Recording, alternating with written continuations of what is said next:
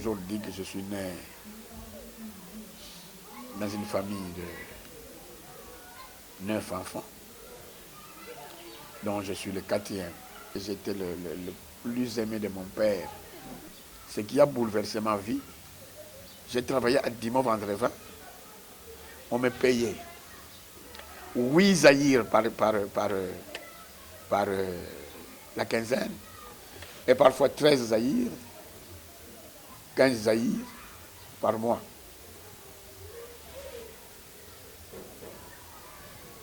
Et j'étais toujours goïgo, même au travail. Parfois, je partais me cacher pour moi dans le WC pendant que les gens sont en train de travailler. Et c'est ça qui a causé mon renvoi. Pendant que je dormais pour moi dans le WC, et le chef commençait à contrôler les WC qui ne sont pas finis. Moi, je dormais. Et il est venu ouvrir et j'étais là, je dormais. Et on m'a renvoyé. Mais tout concourt pour le bien de ceux qui aiment Dieu. Moi, je pensais que c'était ça ma vie. Mais ce n'était pas ça ma vie. Mais quand j'étais à Lucas, il n'y avait pas de solution en quelque sorte. Et c'est là où la voix commençait à me parler. Maintenant, cherche-moi. C'est comme ça qu'a commencé à moi mon ministère. Enfin, connaître les dieux comme tel. Parce que là, je ne connaissais même pas la Bible et tout ça. Maintenant, cherche-moi. C'est là où j'ai commencé à voir cette lumière-là. Mais cette lumière-là était éteinte. Dieu a fait en sorte qu'il ait de l'expérience dans toutes ces églises-là. Kimbanguiste, Bunda, protestant, catholicisme et ainsi de suite. Maintenant que je le cherchais où? C'est là où je vais commencer à partir dans l'église Ngunza. Parce qu'à ce moment-là, j'étais sûr que l'église Ngunza, on prophétise. On va vous dire ceci, ceci, ceci, ceci. C'est comme ça que je vais partir de l'église Ngunza. Et je suis entré dans cette église-là. 1 mois ou 2 mois après, c'est là où le pasteur va venir me dire, est-ce que toi tu ne connais pas que tu es un serviteur de Dieu? Je ne connaissais même pas la Bible. Mon nom. Oh, viens prendre la Bible chez Papa Pasteur. Jusqu'aujourd'hui, je me suis toujours demandé, je n'étais jamais dans le message. Mais je ne sais pas où est-ce que j'ai trouvé ces mots-là que j'ai prononcés chez ce pasteur-là. Je lui ai dit, mais je ne peux pas venir apprendre la Bible chez toi parce que si tu as ta doctrine, je ne sais pas comment ces mots, je me suis toujours pensé, où est-ce que j'ai eu ces mots-là. Je ne peux pas apprendre ta doctrine. Et c'est toute l'église qui m'a critiqué, que j'étais méchant. Parce que ne pas répondre aux paroles du papa, parce que c'était quoi, je ne sais pas quel rang que je pouvais le mettre. C'était un crime. Mais je suis resté dans ma position. Et à cause de ma réticence là, un jour ils m'ont dit, bon, comme tu as refusé, on te donne diacre. Et tu vas prêcher dimanche. C'est-à-dire pour m'humilier. J'ai essayé de résister.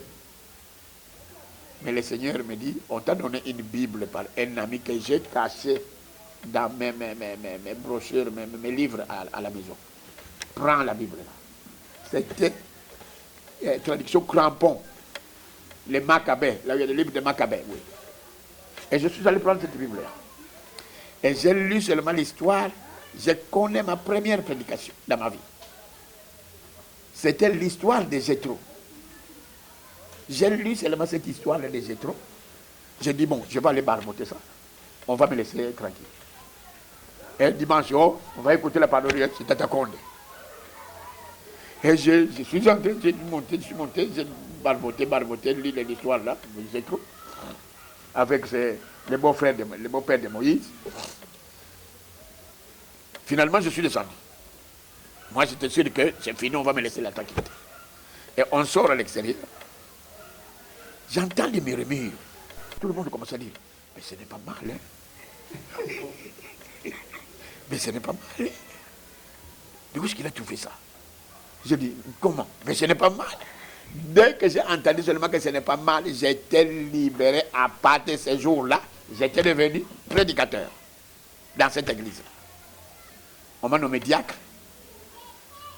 Pendant que je ne connaissais rien, il y avait des copasteurs, il y avait des diacres responsables.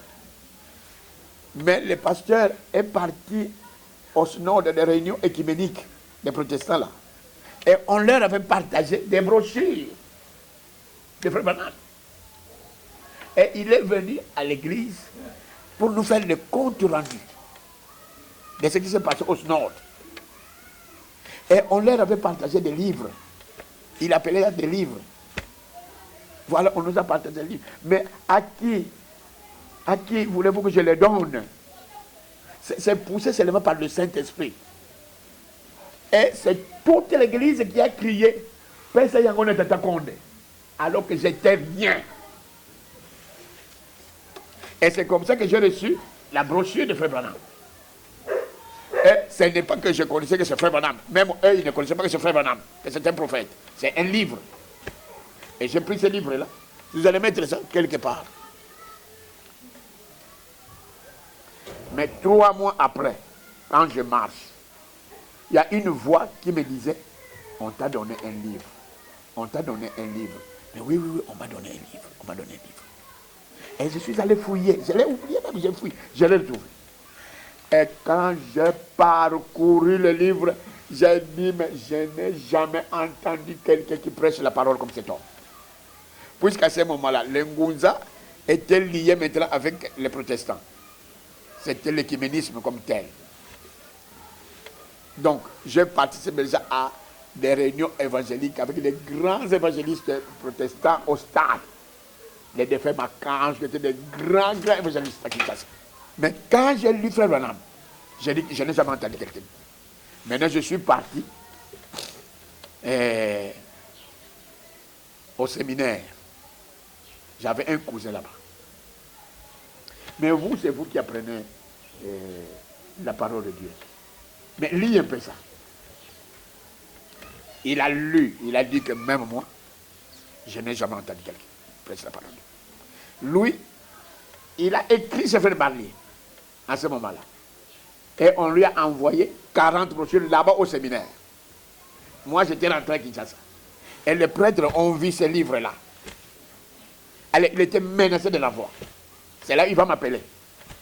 Quand cousin viens parce que moi, ce livre que tu m'as montré, on m'a envoyé ça, mais je suis menacé. Viens prendre. Et je suis allé prendre toutes les 40 brochures. Donc, pendant que j'étais chez les Ngunza, que j'ai commencé à prêcher chez les Ngunza, j'avais les brochures de Frère Branham. Et j'ai tiré mes prédications dans les brochures et j'ai cassé cette église-là.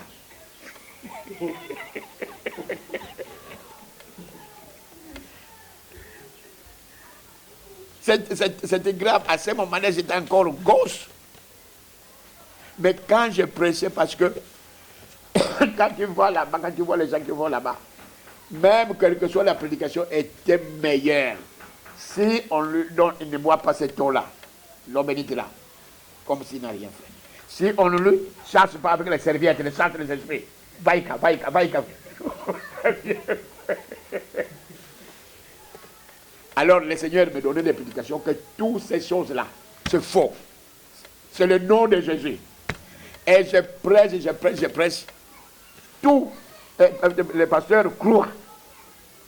Et il enlève les serviettes. Il enlève l'eau. Tout le monde est parti. Et le pasteur me boit. Il est séduit par un petit garçon là. Et quand le pasteur voyait ça, il remet. Les gens sont revenus. Moi, j'ai commencé à trembler. Parce qu'à ce moment-là, je ne croyais pas que ce n'est pas l'église de Dieu. Moi, j'ai dit, mais je suis en train de détruire l'église de Dieu. Donc, mais le Saint-Esprit me dit, continue. Et je continue, tout le monde est parti. Et j'ai dit au pasteur, ne remets plus. reste seulement comme ça. Et on est resté petit à petit. Ils ont commencé à revenir.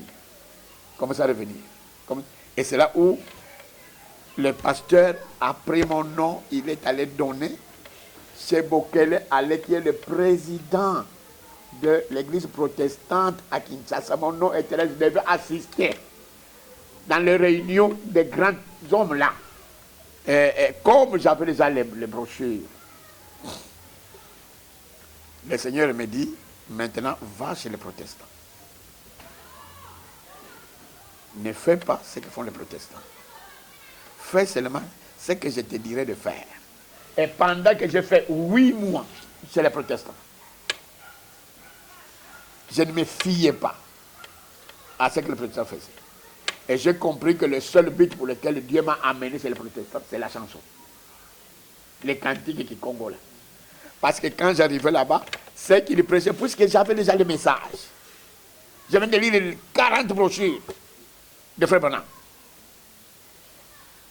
Donc ça ne me disait plus rien. Mais quand il entonnait les cantiques, ça c'est ma prédication. C'est ma prédication. Je me rappelle, je suis parti un jour à Beaumont par un ami qui m'a donné des espoirs, qui m'a donné l'argent pour commencer à travailler parce que comme ça. Et puis il ne faisait que me nourrir. Chaque jour il me tuait un canard. Chaque jour un canard. Donc je n'étais plus connu, mais finalement, c'est qu'il voulait me donner l'argent.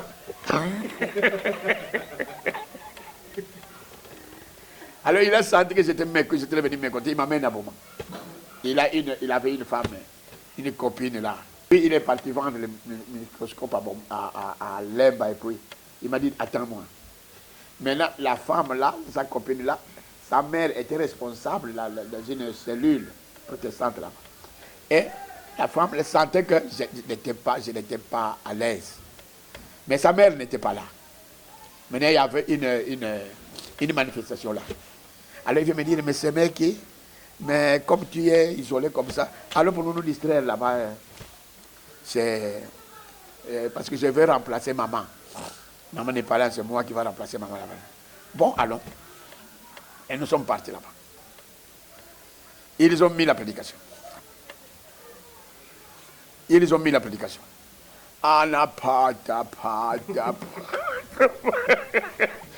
commence à regretter, mais tiens, il fallait que je reste pour moi. Alors, je fais perdre encore mon temps ici pour rien. Et ils ont terminé, alors ils ont entonné un cantique. Vana ou pananga vema. Là, j'étais au ciel. Et l'esprit me dit, tu vois pourquoi je t'amène partout? C'est pour propager mon message. Vraiment, là, c'était la prédication. Donc, toute la faiblesse que j'avais, j'étais soulagé. Je suis rentré tout joyeux là. Donc, Dieu m'a amené cette protestant seulement à cause de ça. Puisque j'avais déjà le message. Maintenant, je fais partir pour ne pas aller loin.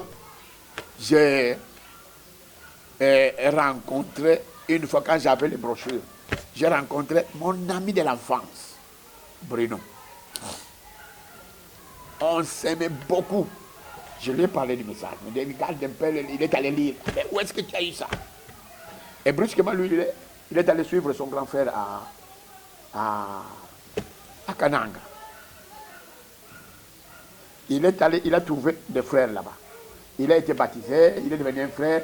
Et moi, je ne savais pas que Frère Branham était le prophète. Moi, je l'ai trouvé seulement pour un grand évangéliste.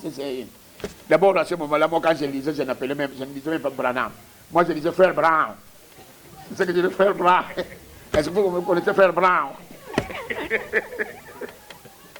Je suis venu connaître Frère Branham seulement quand j'ai eu des frères. Alors, il est parti. On s'est séparés il y a longtemps. Et moi, quand j'ai vu que tout ce que je faisais maintenant, ça ne marchait plus. Mes parents commençaient à me critiquer, surtout mon père, parce que, tu vois, comme je vous ai dit que c'est moi qui étais le leader Maintenant, je ne faisais plus rien. Tous mes habits étaient... Si vous demandez la famille, vous là, comment on rigolait de moi. Finalement, je rencontre Bruno. Je lui dis, et il me dit, est-ce que tu as un message? Quel message? C'est moi qui lui dis, mais quel message?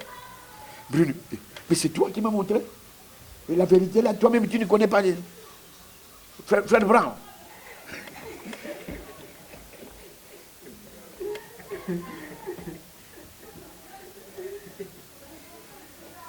Mais moi j'ai commencé à l'engueuler.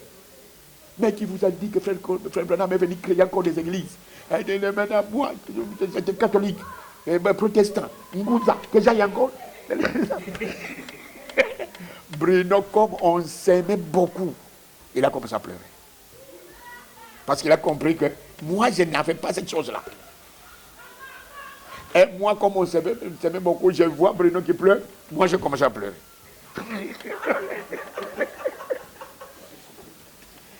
On s'aimait beaucoup avec Bruno. Alors j'ai dit, Bruno, reste tranquille. Moi, c'est Dieu-là me parle. Si c'est que tu me dis là, qu'il y a encore, il y a des assemblées, le Seigneur va me parler. Bon, d'accord, va demander. On s'est séparés. Et je suis arrivé, j'ai prié.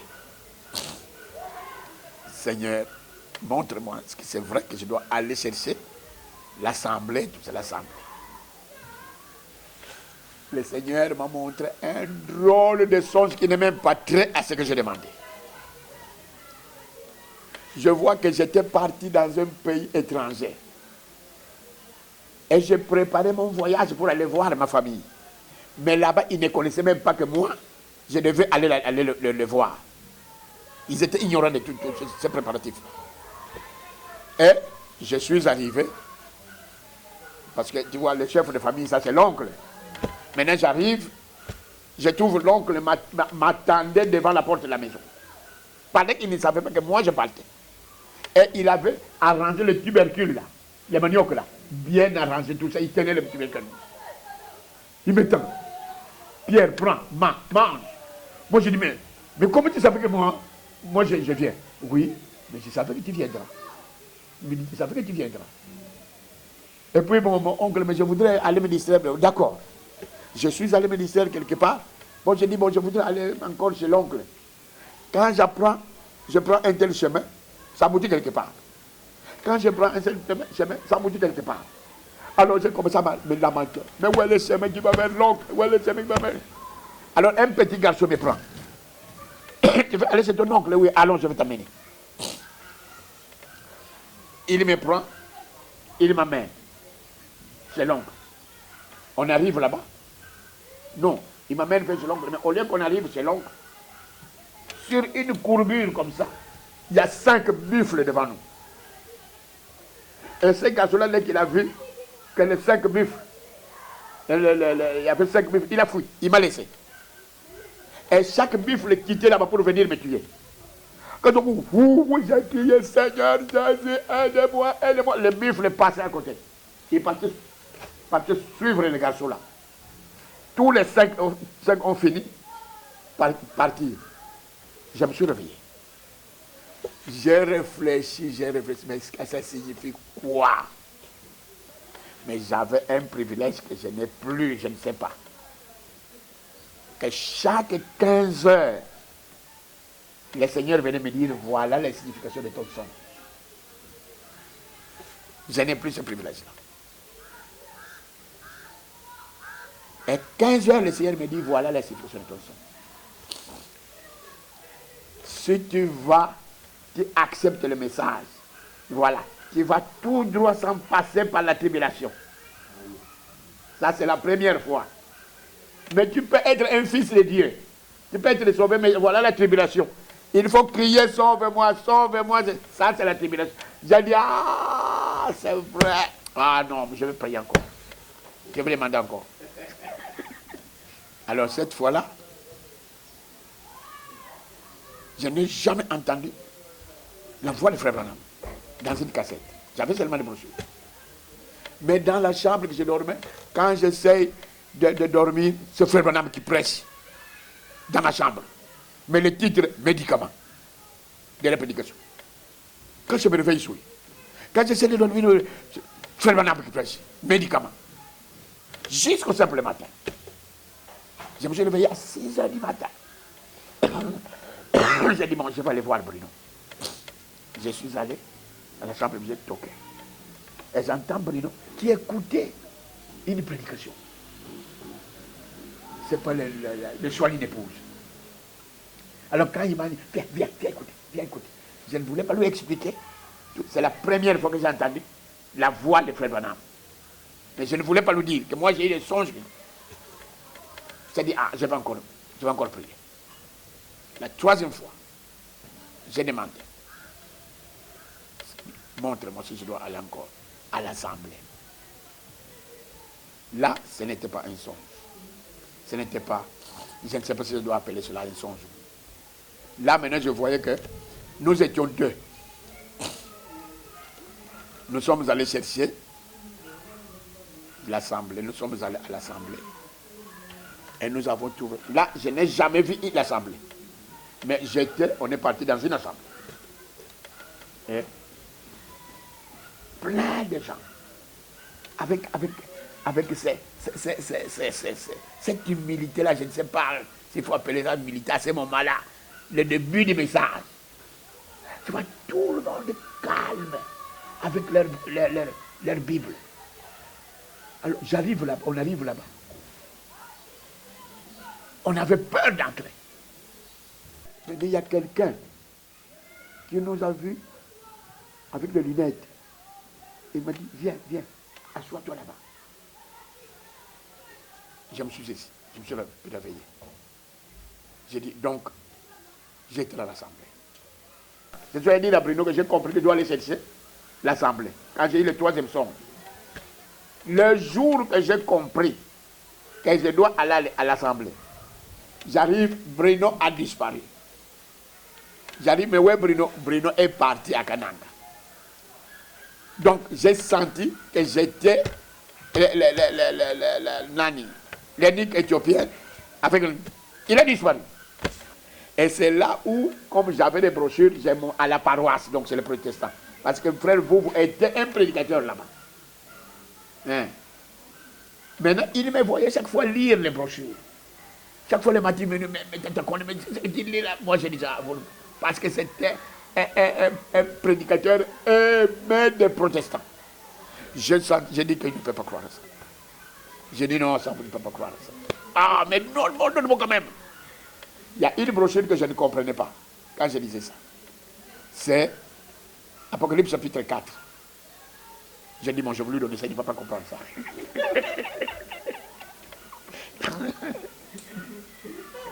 Il ne va pas comprendre ça. Je lui ai donné ça. Et il est parti. Le matin, il vient tout étonné. D'accord, mais où est-ce que tu as joué? Comme tu crois ça? Mais cet homme-là dit, monte ici.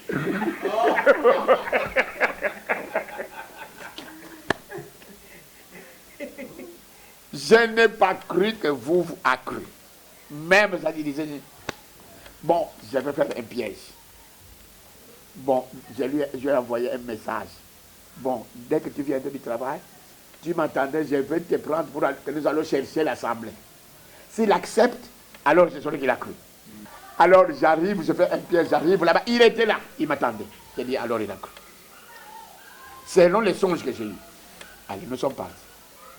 On nous a dit que vers Kosmati, à Bandalong, que tu vas à Selembao, et puis on tourne comme ça, une salle.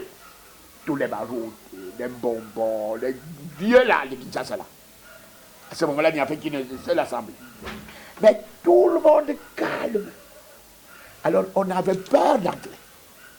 Et c'est mal le bibliothécaire, avec ses lunettes, qui va m'appeler. Viens. J'ai dit, c'est ça le son, c'est ici. C'est comme ça que je suis allé à l'assemblée. Que j'ai trouvé l'assemblée à Kinshasa. Donc, dès que j'ai trouvé l'assemblée à Kinshasa, je n'ai pas fait une semaine dans l'assemblée. C'est comme ça que Kinshasa ne me connaît pas. Les amis charnels m'ont encore proposé de venir vendre les médicaments ici. Et maintenant, tu ne fais plus rien. Et c'est la prédication que j'entendais, le frère Branham, médicaments.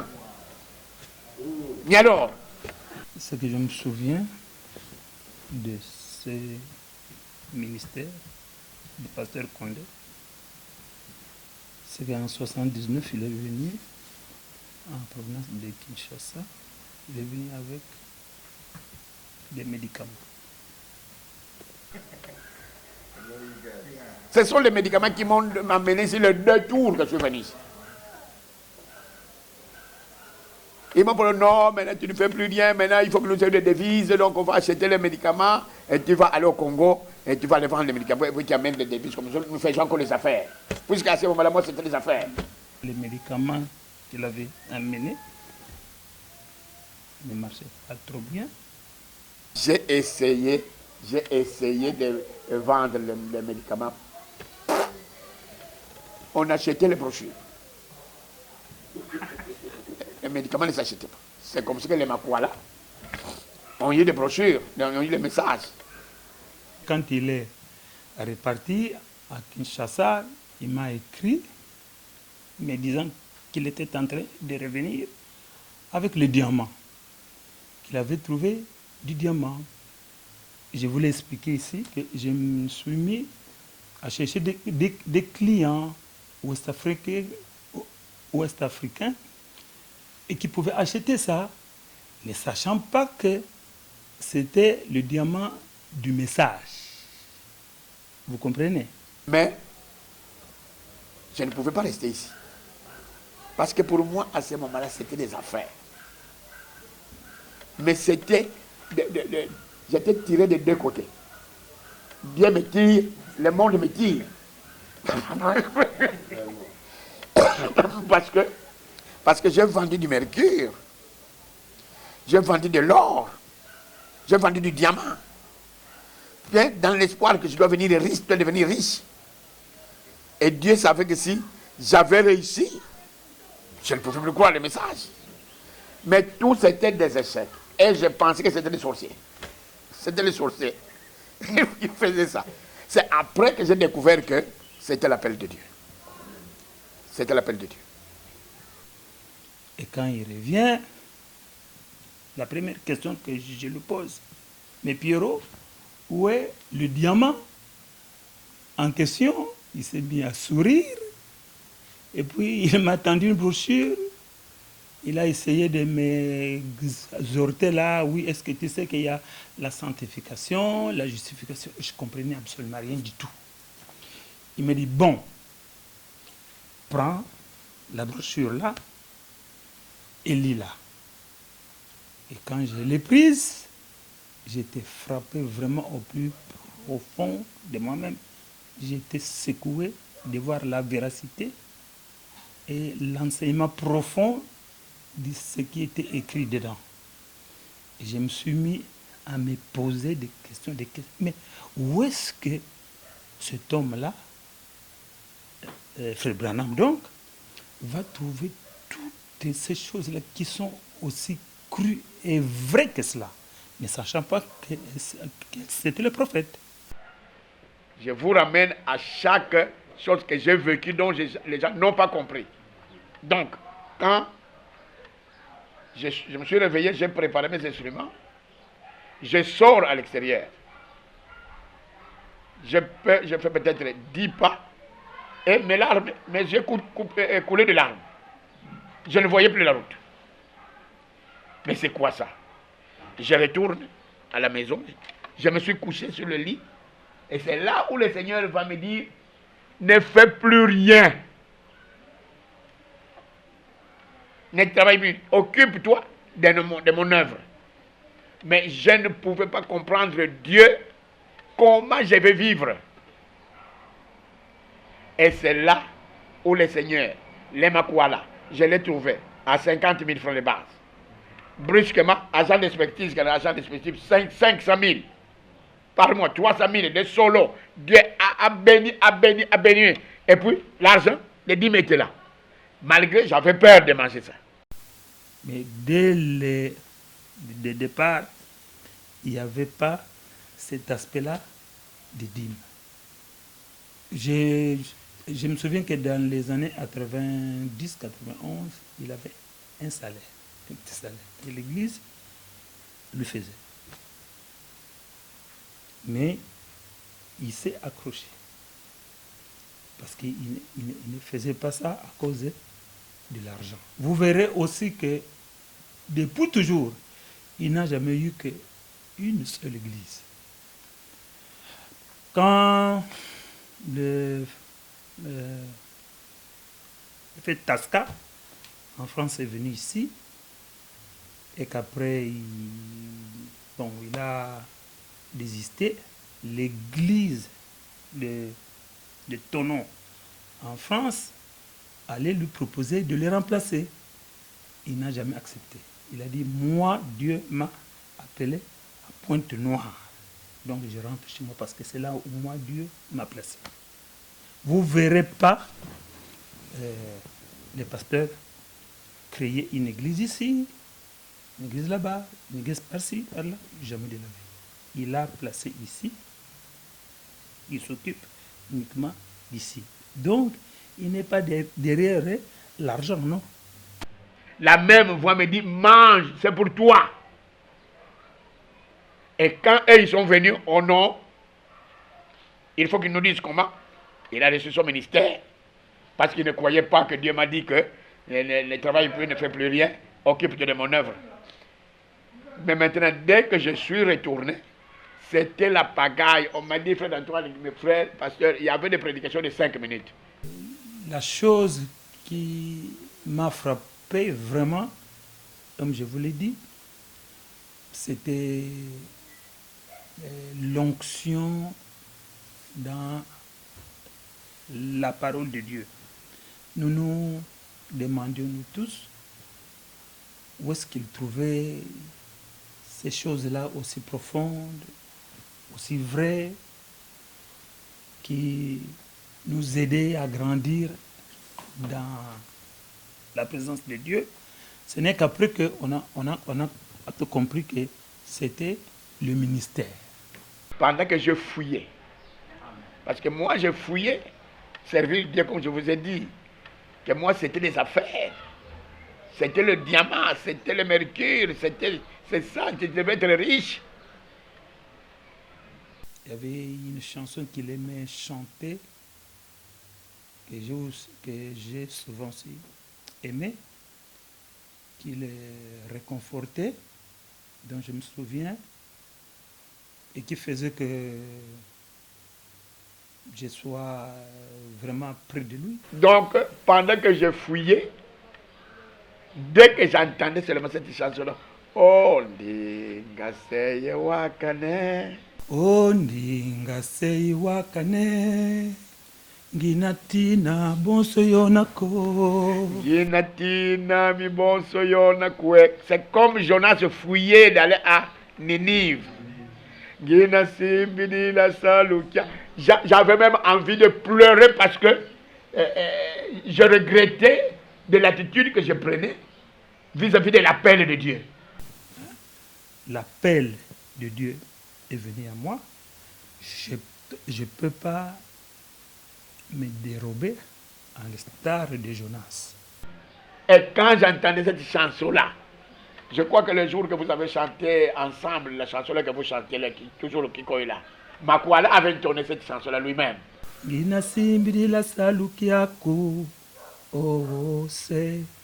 Je tiendrai les mystères au mon Père.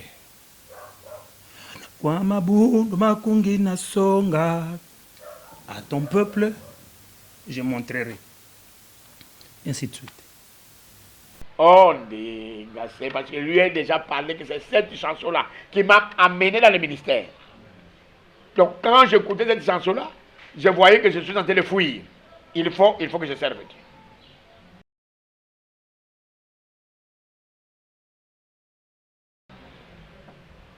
Et bientôt nous allons partir. Amen. Hein?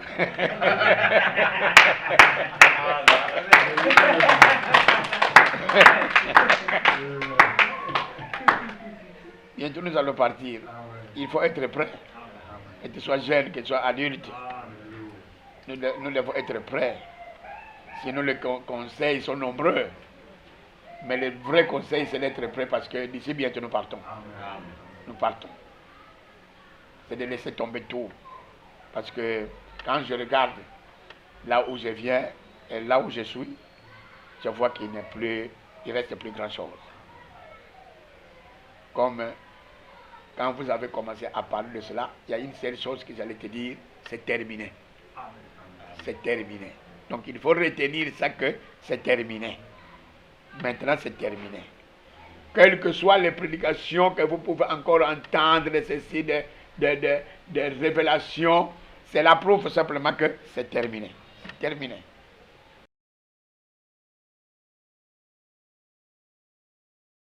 Ce qui a fait que nous puissions entrer dans cette chose-là, qui fait la différence entre les autres et nous, c'est cette révélation-là.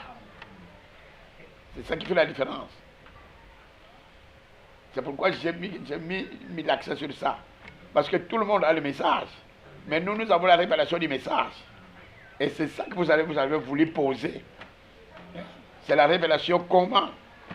Ça a changé les choses parce que la révélation de cet honneur, c'est autre chose. Ça nous a mené plus loin que les autres. Comme le prophète a dit, plus loin que les pentecôtistes, plus loin que dans la foi de l'enlèvement. C'est autre chose, ça a changé notre foi. Nous ne croyons plus comme tous les autres que vous voyez qui disent que nous sommes des frères, nous sommes des sœurs en Christ. Non, c'est différent. C'est ce que les gens doivent comprendre, les jeunes, comme vous avez posé la question des jeunes. Parce que c'est ça la confusion qui fait que les jeunes surtout puissent aller s'embourber, d'aller faire ce que les autres jeunes font. Parce qu'ils ne savent pas qu'il y a une différence avec celui qui a reçu la révélation de cet honneur et celui qui a reçu le simple message. C'est différent. La révélation de cet honneur, c'est une puissance qui change automatiquement la personne du croyant. Ça vous amène dans une autre sphère. C'est autre chose. C'est la vie de Christ qui est entrée en vous, que vous avez reçu. C'est différent. Et chaque personne qui a reçu, qui a fait l'expérience, parce que pour vous, vous ne voyez pas la différence, comme vous avez dit, votre parcours. Vous ne voyez pas, vous ne constatez pas cette différence parce que vous avez commencé directement dans le Saint honneur. Amen. Vous comprenez? Vous êtes venu directement, vous avez embrassé. C'est comme si c'est la même. Mais ceux qui ont fait l'expérience, ce sont eux qui étaient d'abord, avant la révélation, quand on a prêché le moral. Hein? Le moral, ce n'est pas le message. Ce n'est pas ça la révélation. Ça, c'est Branham est Dieu, et plutôt Jésus-Christ est Dieu. Ce n'est pas ça. Mais à ce moment-là, c'était ça qui faisait rage. Qui nous a fait la différence entre les protestants, les catholiques, parce que nous croyons que Jésus-Christ c'est Dieu. Et c'était des batailles et des batailles et des batailles. Parce que les gens ne croyaient pas malgré qu'ils sont dans les églises. Après avoir reçu le message. Mais quand la révélation est venue, nous ne parlons plus que Jésus est Dieu. Mais nous tous nous connaissons que Jésus est Dieu. Mais c'est autre chose. C'est autre chose que nous croyons. C'est ce que vous êtes en train d'entendre maintenant. Vous êtes en train de marcher, nous sommes en train de marcher sur cette chose-là. Cette chose-là. C'est pourquoi nous marchons de révélation en révélation, de connaissance en connaissance. C'est ça qui fait la différence. Que vous devez vivre. Sans ces choses-là, vous n'avez pas la vie, vous n'avez pas la puissance, vous n'avez pas toutes les promesses que Dieu a faites à son épouse. Ça ne peut pas s'accomplir en vous. Ça ne peut pas s'accomplir en vous.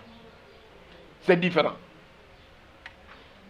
Pasteur, né le 7 juillet, donc 7e mois 1947.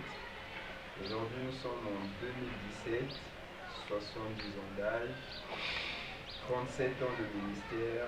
Le chiffre 7 est présent dans chaque membre. Que pouvez-vous dire à l'Église? Mais je n'ai rien à dire, c'est un mystère. Ça, c'est un mystère de Dieu.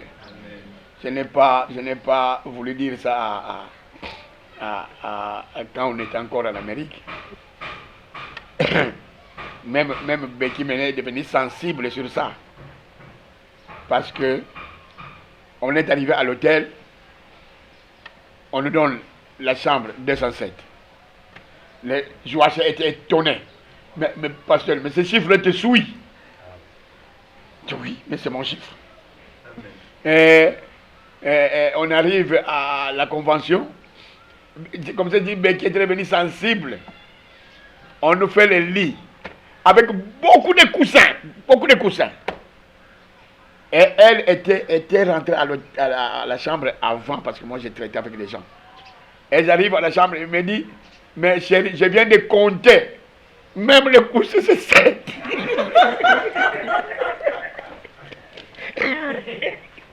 Mais il y a 7 coussins. Mais les chiffres là te suivent. C'est un mystère, mais c'est simplement que c'est un signe de ma vie, c'est un signe de mon ministère, c'est un signe que Dieu m'a donné. Parce que le chiffre 7, c'est le chiffre de Dieu. Le chiffre de Dieu qui m'accompagne partout. Partout, le chiffre 7 ne manque pas, ne manque pas. Je suis né le 7-7-47. Et il y a beaucoup d'événements qui se sont accomplis avec le chiffre 7. Mais ce n'est pas à moi de le connaître ou de le savoir, mais c'est à vous. Dieu montre ce signe de 7, c'est à vous pour que je comprenne ce que je suis vis-à-vis de Dieu. Ça doit servir à vous, pas à moi. Amen. Moi, je suis déjà né le 7 et 7, mais c'est vous qui ne comprenez pas pourquoi c'est chiffre 7. Alors, vous analysez les Écritures, vous voyez ce que c'est. Le chiffre 7, c'est que c'est Dieu qui est dans la personne, peut-être. Amen. C'est à vous de s'en servir.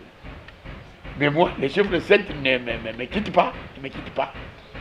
Oui, comment vous sentez-vous dans votre pour 70 ans avec tous ces combats, ces victoires encore là? Mais je suis fatigué.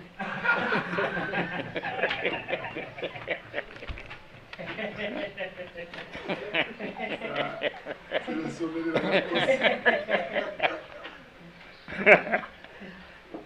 Je suis fatigué, j'ai trop combattu. Si le Seigneur pouvait venir aujourd'hui, qu'il m'amène de partout. Hein? On est fatigué avec tous ces chattes. Mais merci Seigneur, parce que nous sommes déjà libres. Quelque chose que le diable peut encore faire, c'est trop tard. C'est trop tard, nous ne savons pas. Personne ne connaît combien de jours nous allons encore vivre. Mais le travail est déjà terminé. Mais on est fatigué.